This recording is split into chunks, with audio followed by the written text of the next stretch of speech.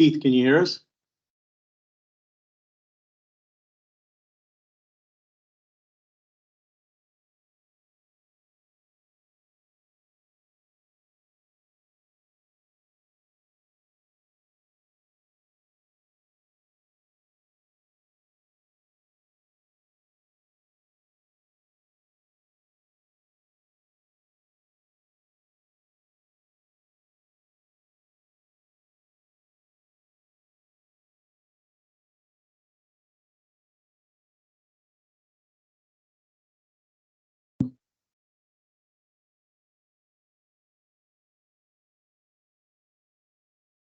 Next thing he's gonna be logging in. He's texting me right now, said that, he's waiting for you.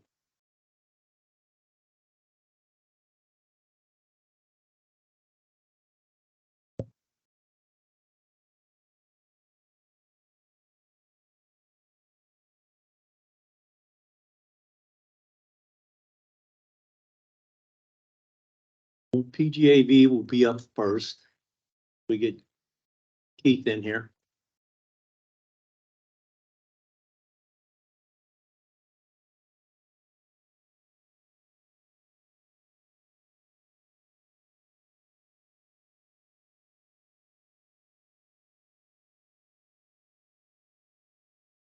He said standing by and dialed into the August 2nd work session. Well, it's August 16th. Back to the future. That could be an issue. But I'm not positive yet. I thought they used the same. But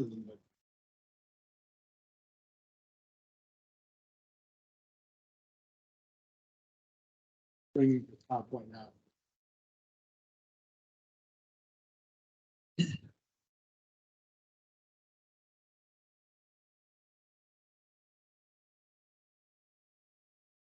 Hey, you got the microphone? Yes, Okay, right here. all right, got it. It's on. Of course, you all know me. Tonight, I have with me Catherine Hamaker. She's an associate director with our planners group. Originally, our intent was to have our president, Andy Struckoff, here tonight, as well as Kristen Harden. That three-person team that met with James a few weeks ago are the ones who have all of the experience in doing what you asked us about, which is the community visioning, particularly as it applies to particular sites within a municipality. I'm going to turn it over to Catherine. She's been involved in virtually every one of these that we've done in the last few years. At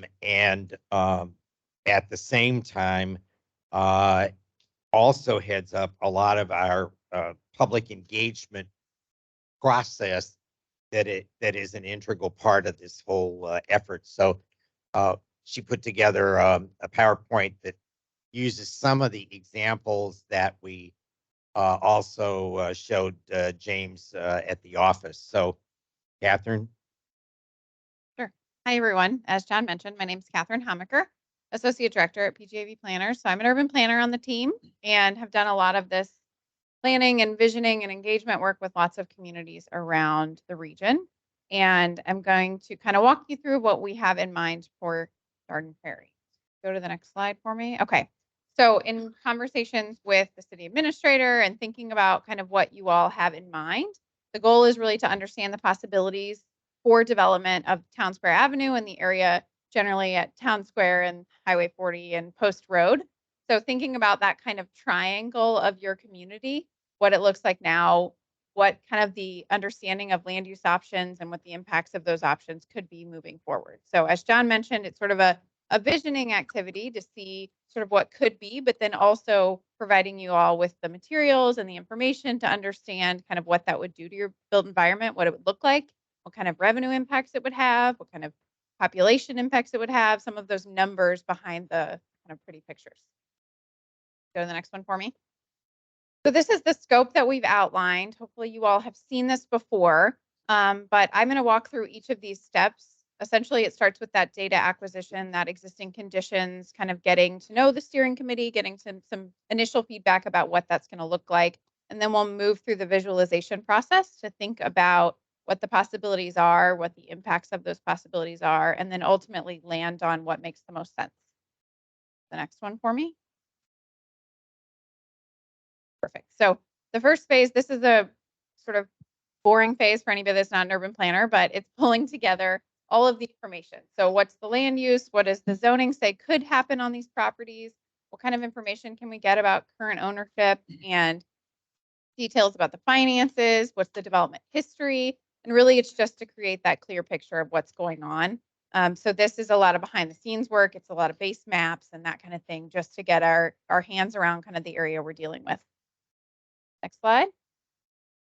So this is sprinkled in throughout this scope. I've just got some examples from other communities where we did this work. So O'Fallon, Missouri's comprehensive plan. This is a whole bunch of maps that we created through that process. Again, it was in that existing conditions kind of data acquisition phase to look at things like, where is there a floodplain? What does the zoning allow? You know, where are current residents living? All those kinds of questions. Next slide.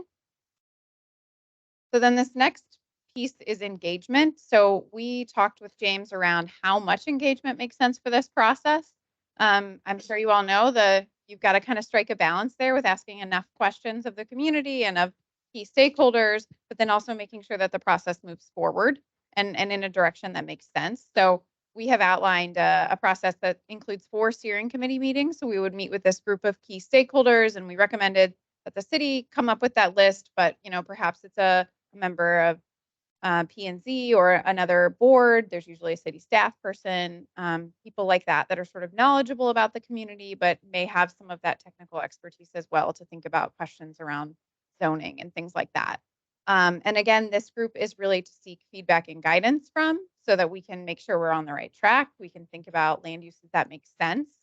And then we've also got 2 public meetings put into the scope. So one kind of at the beginning of the process to hear some of that visioning. What do people have in mind for this area? What have they thought this would really be great, or this would really be terrible? Or, I've seen this in another place and I feel like that might work here. So the first meeting is really about visioning and about that kind of big picture vision. And then the second meeting is near the end of the process, where they can really see kind of the work that's been done, the process the steering committee has been through with you all and with city staff. And kind of seek buy-in for the steps moving forward. Next slide for me. So this is just some images from when we did this in the city of Richmond Heights. You can see this was a meeting at the Heights, their community center, where we had all these boards with pretty pictures and numbers, and we got to ask people kind of, do you like option 1 or do you like option 2? And in some cases there were 5 options, and they got to really see kind of what that would do to the built environment.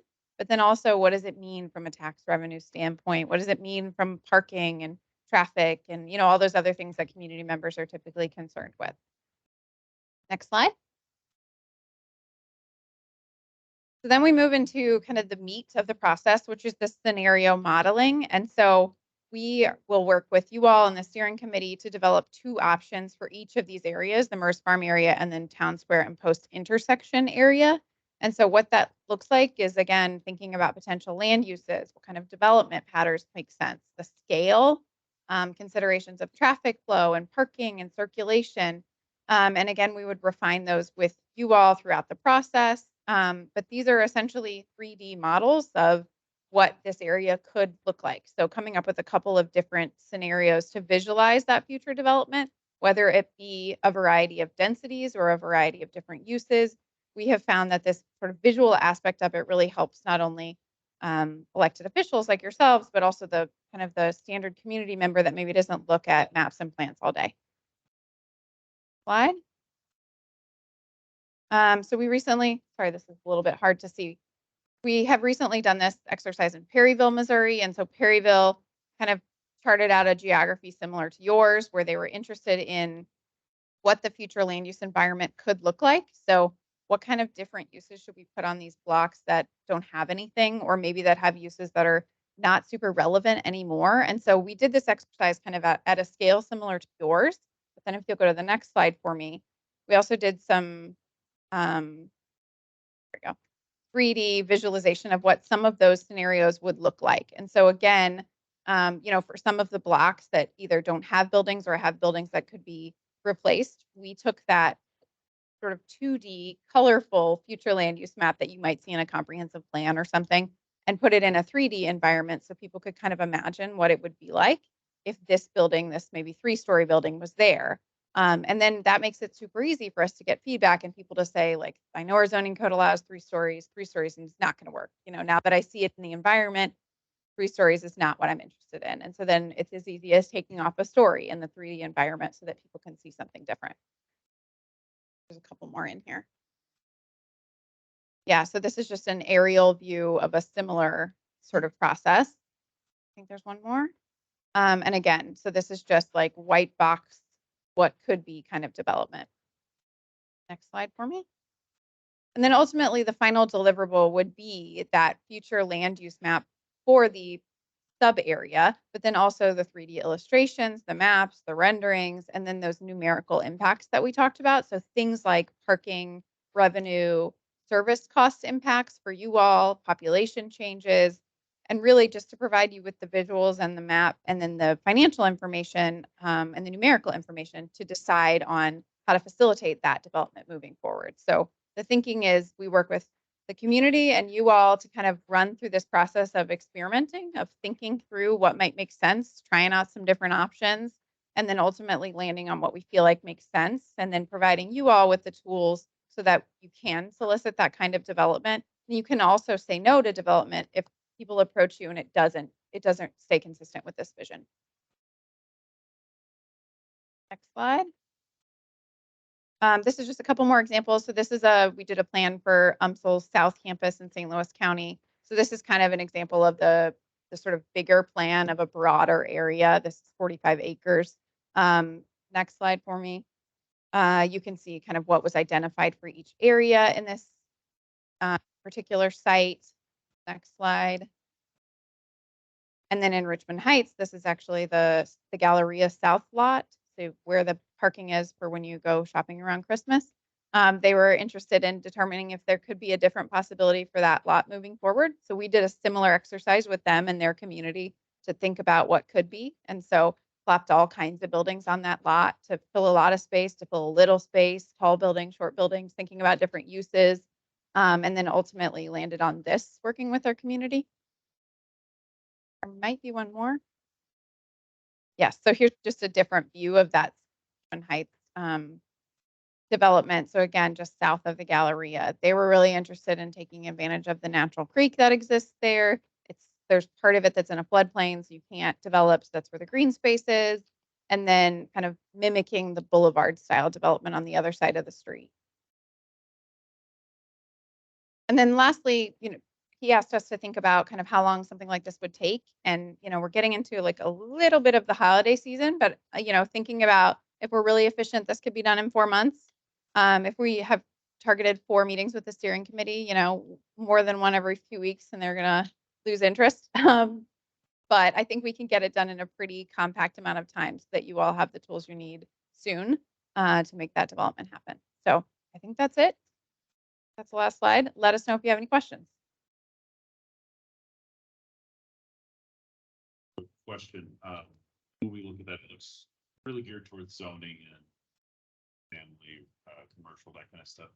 As far as broad or general view, what kind of granularity do you normally see in these kind of engagements?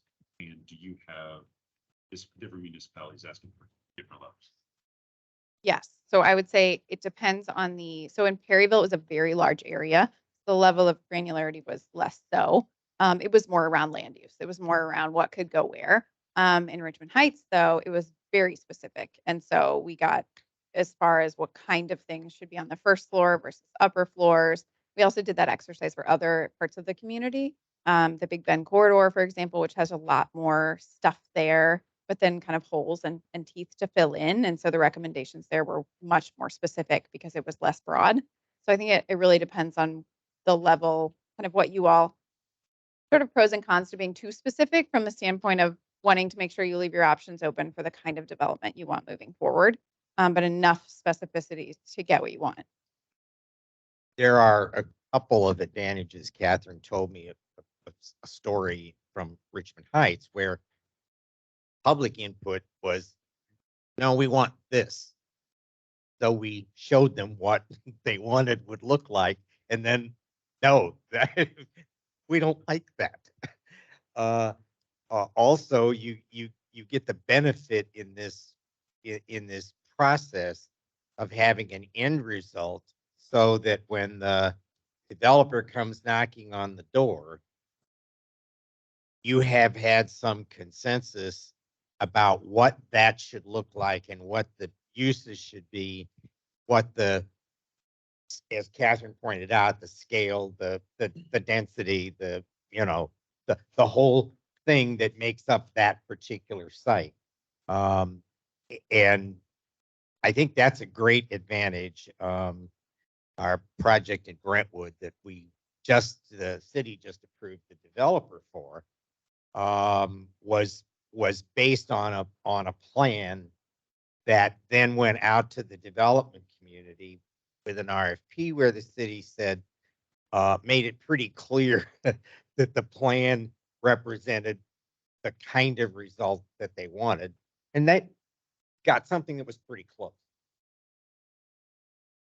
Second question, and I don't know how familiar you are with the Uptown zoning district stuff, but your view, this engagement, how would it be different than the Uptown zoning district engagement? And if you either don't know or just don't want to answer, feel free to say, I don't know.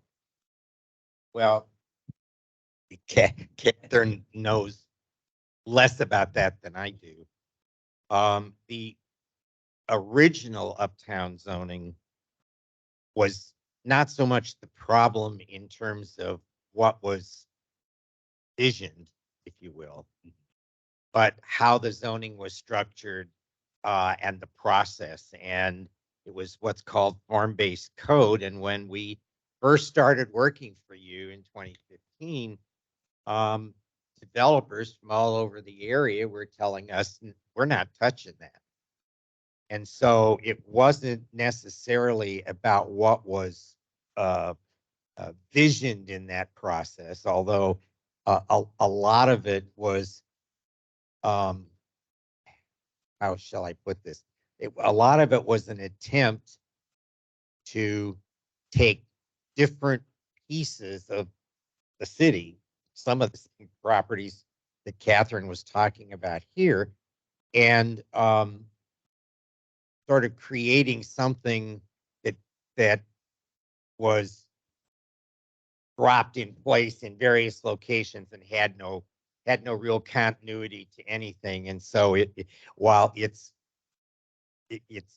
thought process made some sense, it was not something that any developer would execute. John, just so everybody's clear, you guys weren't involved in the formation of the Uptown. Oh, no. We were the ones who recommended you get rid of it, Very good clarification. which is now your ND district. Correct. I know Kim looked it up, and I'm going to get you looked it up for us. Kim, what was the total approximately that we figured out that we spent on Uptown? Half a million? 480. Yeah, almost $500,000 in consulting fees to come up with that very unsuccessful vision for Garden Prairie. Well, the folks who did this, and that's not to disparage them, but they're the folks who created Celebration Florida. They are also the folks who like Eagle brought in to do Wing Haven. And yet part of their problem is that they keep trying to recreate Celebration Florida. And, some things just don't transfer because it's different. It's a whole different environment.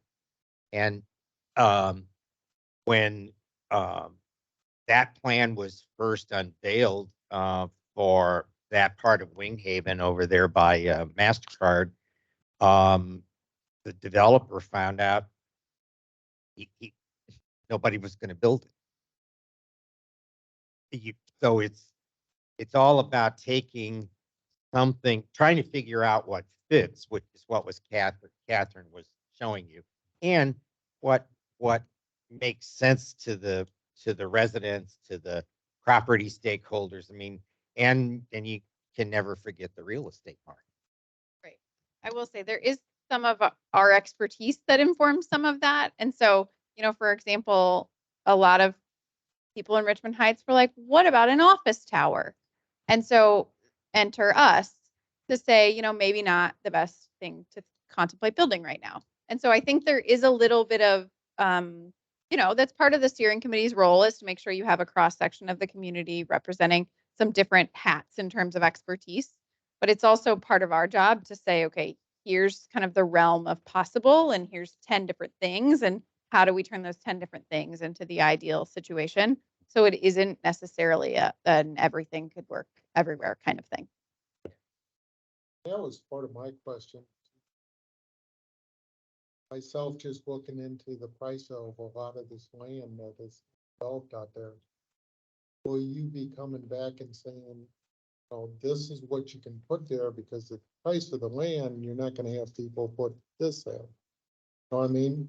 Yeah, so it's certainly something we'll be trying to get as much information about during the data acquisition process. And it will inform maybe what makes sense in terms of phasing, but it would also make sense that perhaps a certain use is going to end up in one place on the corridor versus another because of that. So it'll be, it's one of those things where you don't want to necessarily not do what you want to do because of the current property owner or because of the current sale price or because of the current market. And yet that's sort of the world that we live in. And so it's a little bit of a tricky balance there. But certainly determining kind of what's on the market, what the current price is, have things changed hands recently, who owns what, all of that will be part of that first phase. And you also, I believe I heard you do somewhat of a traffic study with traffic or businesses. What will, So we're not transportation planners. Okay. However, we'll look at traffic counts. We'll think about things like what certain uses will generate in terms of traffic from, number of customers, number of residents, what that means in terms of cars and how that relates to the average daily traffic and the current roadway and all of that. So we will not be giving you a traffic study. However, we will be informing, we can't give you recommendations that don't work. So that's going to be part of it for sure.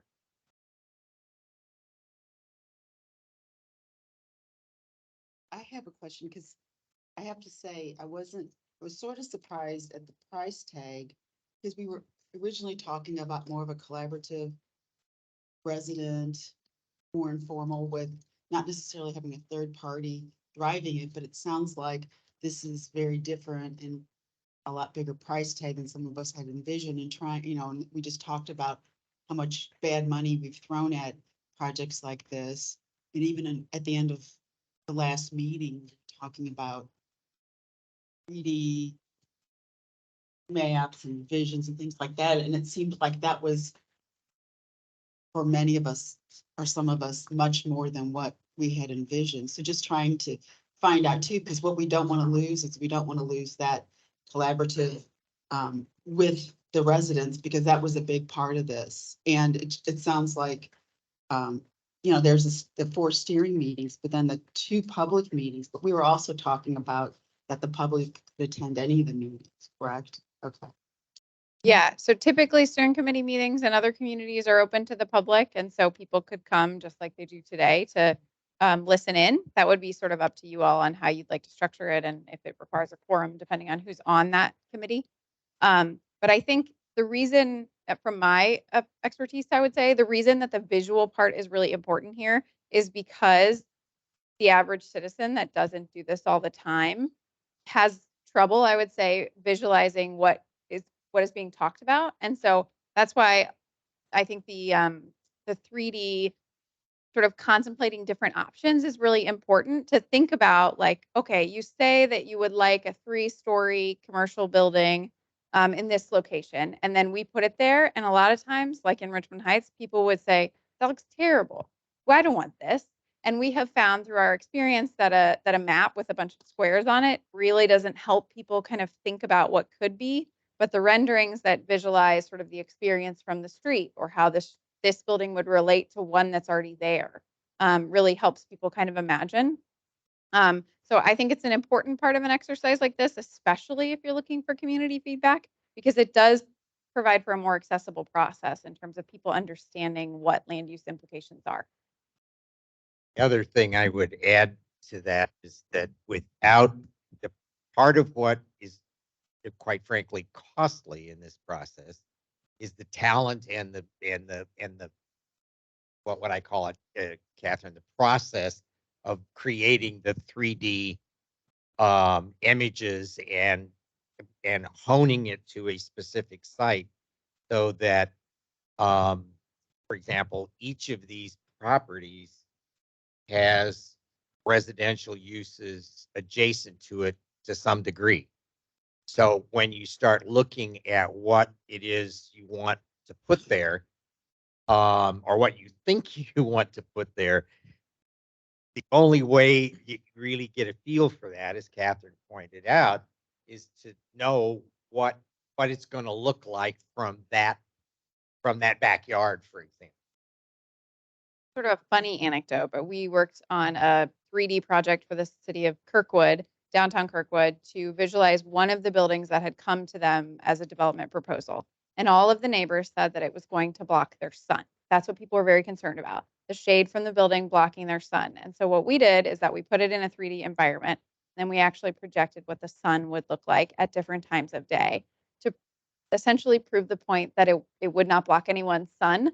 And without it, that it was the city's word against the resident's word, or the developer against the resident. And so, there's not always as concrete of as an example, but I will say that a lot of times people just they have trouble visualizing how this change to the built environment would really impact the roadway, the experience if I'm walking down the street, what it would feel like if my property is adjacent to it.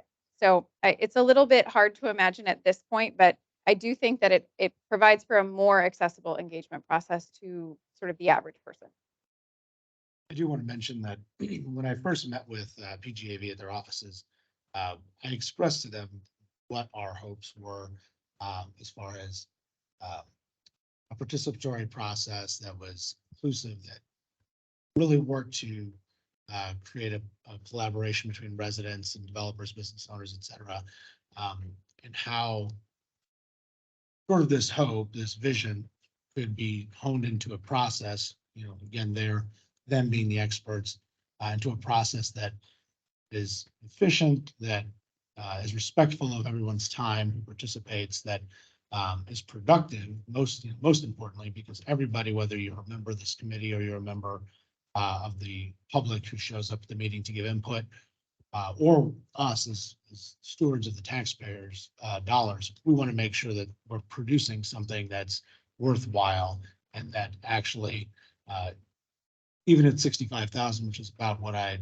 presumed it would be from the beginning, never thought we were going to facilitate this in-house. Most places won't facilitate something in-house because that again that creates a city driving the matter, or we're still going to need to lean on professionals who work in this space to support us. But the idea, this proposal that they brought to us really takes into account what we'd like to do. I think they kind of tried to hone it down to what they, using their vast experience, says would be a productive process. Now, I think once the committee meets with our consultants who decide to go with PGAV, then I think what you would see here is we'd like to have maybe some conversation with the committee and the steering committee as to how they'd like to move forward. And maybe you can have some of that conversation with them about best practices to make that, again, to make it productive. You don't want to wear them out. You don't want to have, meetings, forever that is just going to make them feel like they're wasting their time. So, I think in part, I would like to make sure that PGAV is just open to being flexible to what the steering committee ultimately is going to ask, because you're going to be working with them as far as what they kind of feel like the process should be. But generally speaking, I think I feel pretty good about your process that you presented. Yeah, I think in every process, when people are involved, you got to be a little bit flexible in terms of how the steering committee would like to engage. So we've kind of outlined typical kind of milestones for when a steering committee would have a chance to provide feedback. However, in plenty of plans that's sort of pivoted and become, we've created a survey partway through the process so that other folks could engage on something that the steering committee is particularly stuck on. Like, we're just not sure if it should look like this, or we're just not sure if these are the two options we should think about. And so I think there's plenty of time to pivot throughout the process to make sure that the kind of scope we've aligned makes the most sense. Obviously, you have a lot of expertise. One of the things, to the Alderwoman's point too, is that we wanted to make sure that there was an opportunity to weigh in, to really see what developers would say. Do you envision them being part of the steering committee meetings that you would bring? Would you imagine bringing in developers to talk about any of this, or would this just come from the, I mean this respectfully, the brain trust, at PGAV, which, has a considerable amount of knowledge about development trends and planning? I think there's always been some hope that maybe that some developers would participate in some way to say, to your point, John, when the original plan came out, even the developers told you, like, this isn't going to happen. So we would love to see what they think about this before we get to that point. Well, when we started working for you in 2015, a number of the questions that came from the commission at that point and from the board members were related to, well, there's this, and anything happening. I think maybe then I don't know when did you come on the board, Dave? 15. Yeah, okay.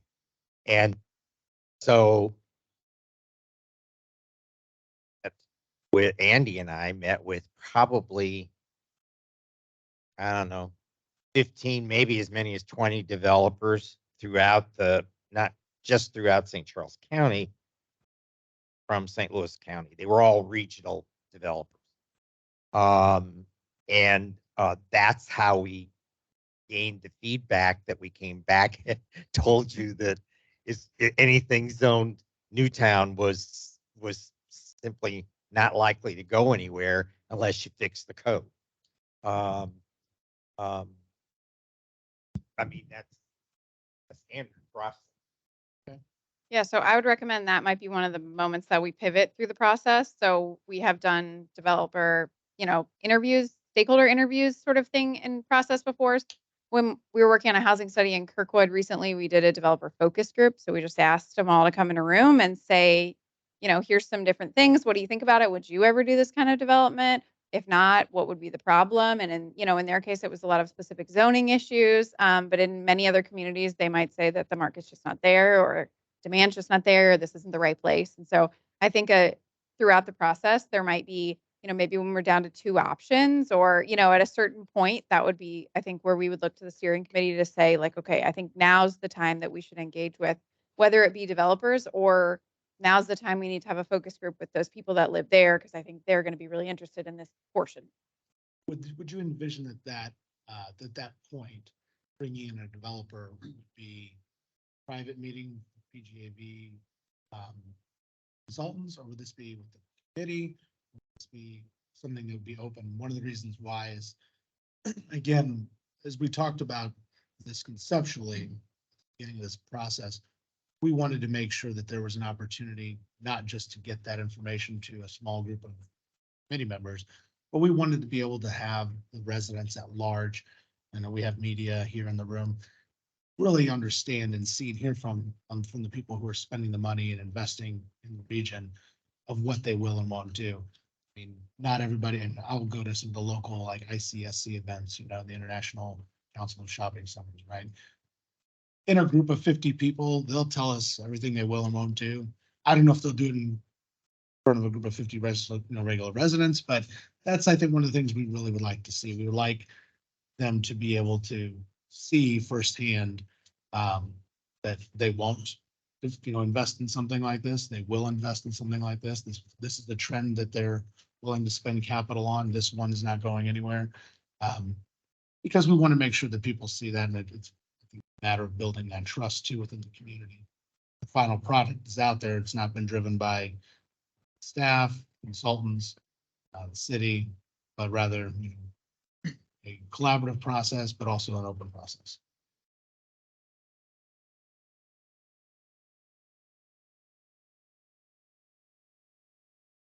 The other point I wanted to make sure I mentioned, one of the things that we think is important that I think actually saves cost in this project compared to some others that we've engaged in before is you have a lot of very current information about the kind about early on that doesn't have to be reinvented because it's still current. It's different when you're sort of picking up a scenario. Well, in Richmond Heights, that was pretty much true because there was no recent comprehensive plan that in fact, that's what we were doing, right? Yeah, in Richmond Heights, for example, we had to inventory every single parcel in the entire city to get any kind of information of what was going on. And so you all kind of start many steps ahead of that, which I think will allow for additional engagement at the beginning because it won't take us very long to pull together a lot of information for people to begin to react to, because there isn't that big ramp up period where we need to kind of figure out that baseline stuff.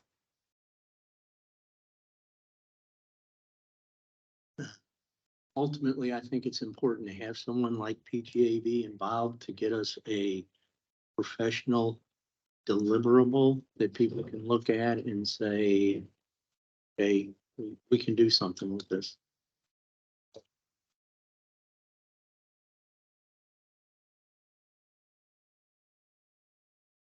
Okay, any other questions?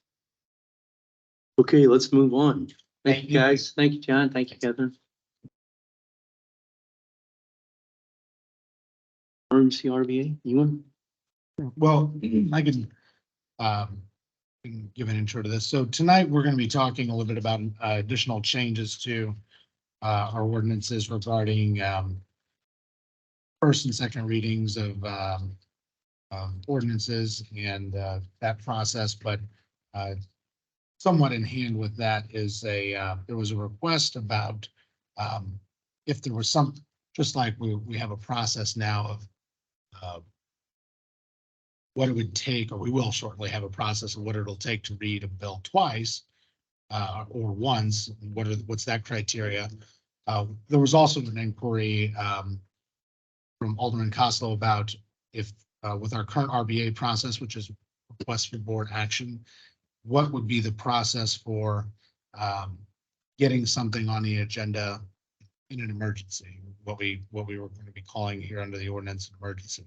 So part of the packet here is a kind of an updated RBA form. You'll see that it requires 3 signatures from aldermen to certify that they believe that it meets the criteria that they adopt this evening of what is an emergency, to have the ordinance put immediately on the agenda and then essentially first read and second read in the same meeting. If it does not meet the other criteria in the proposal that's before you tonight. So this was really just out there for discussion. If there's any changes, any concerns, if it doesn't meet the it doesn't meet what was being requested by the alderman, I'd like to hear about it. Are we talking about the form itself or the proposed amendment? Well, this is really the form. They kind of go hand in hand, I guess, but.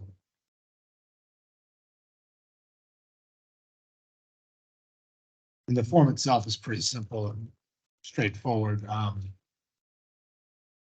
don't know if John, do you have any, of course, the attorney has anything else to add to that?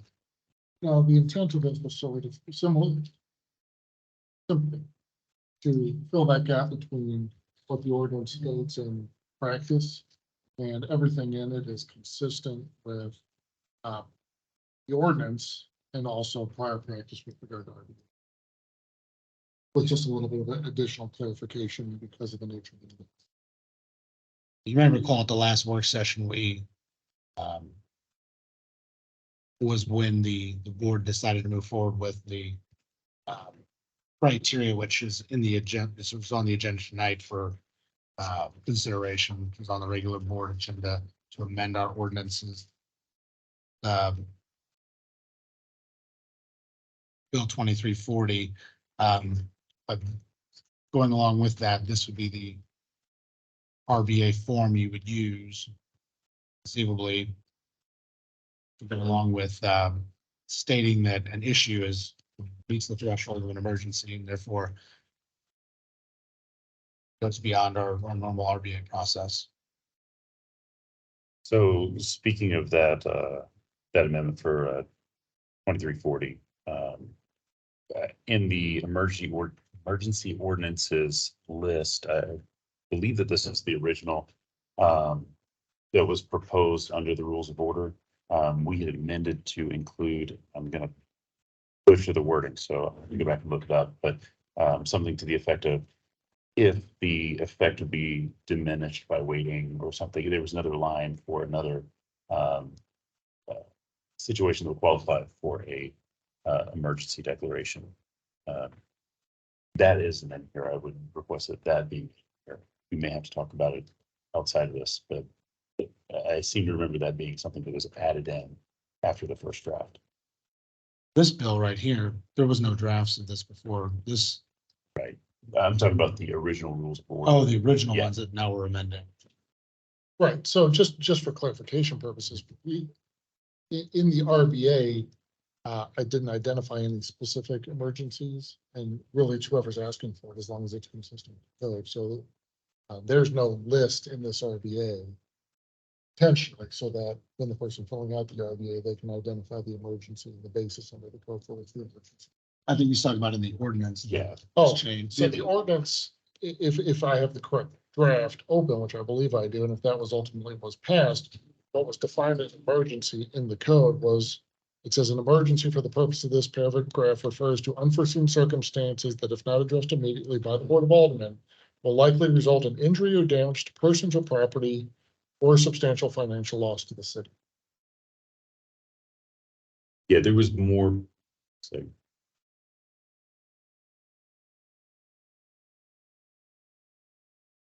and that is, so that's outside of this, then I guess this would be 3A is what this is amending, is that? What section of the ordinance, and I'm fine with talking about this in between, so we aren't taking a workshop time, but 3A in the current ordinance, does that not include another line that says something to the effect of an item in which the effect would be diminished by not acting expediently? Again, my wording is probably off.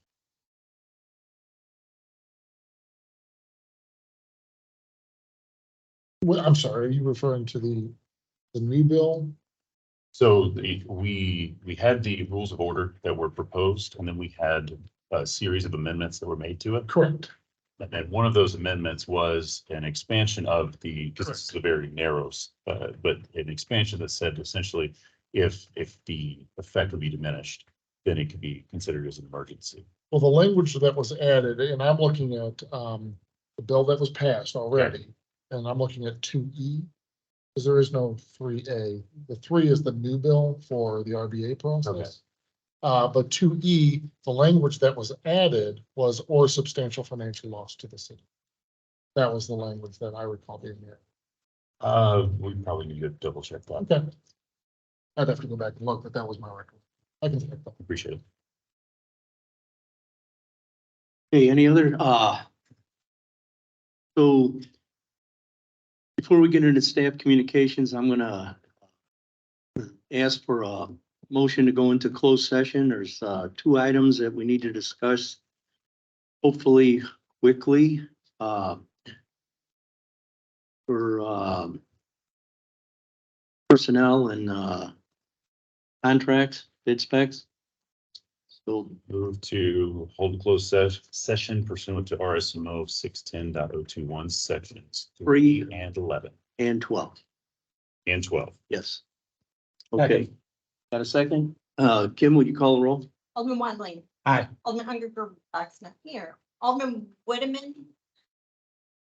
Aye. He needs to because it's a roll call vote, he's on camera. You gotta be on camera. He's on camera. Oh, Can you guys see me? Yeah. I can If see we, it. here he is. Okay. they're gonna bring your. Aye. video So we can see you. Couldn't see No, the no, person. he's on the computer, now, Gotcha. so it's good. That counts. Yes. Alderman get my. Aye. Alderman Johnson, Hi. Alderman Costello. Aye. Okay, so we're gonna go into closed session. Hopefully we'll get done here before 7. Okay?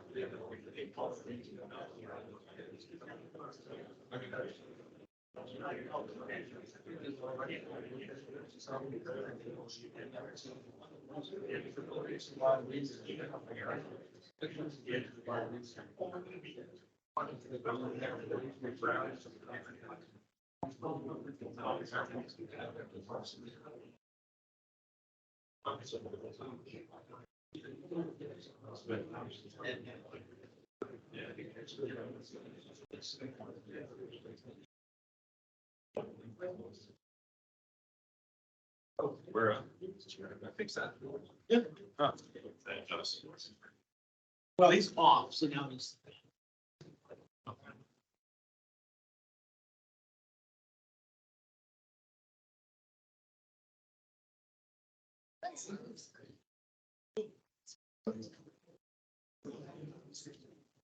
You know, And I think most are probably the Morning Meadows.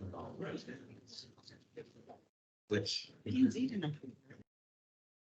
if P and Z didn't approve it, then they're not going. Hey, how are you? Living dream, is it world? Being out, barking slab, pizza. Oh, okay, that's good. Fun. So, if you want some water, you'll go. One building. Oh, are they? That's good. The weather's. Down, building is gonna mark out the slash. 146 down there. So they got it into. Oh, I think they're gonna start. If you want to do it now, when the weather's. Oh, yes. That's amazing. I'm tired of being stuck inside. End of September is when the plan is. If they're gonna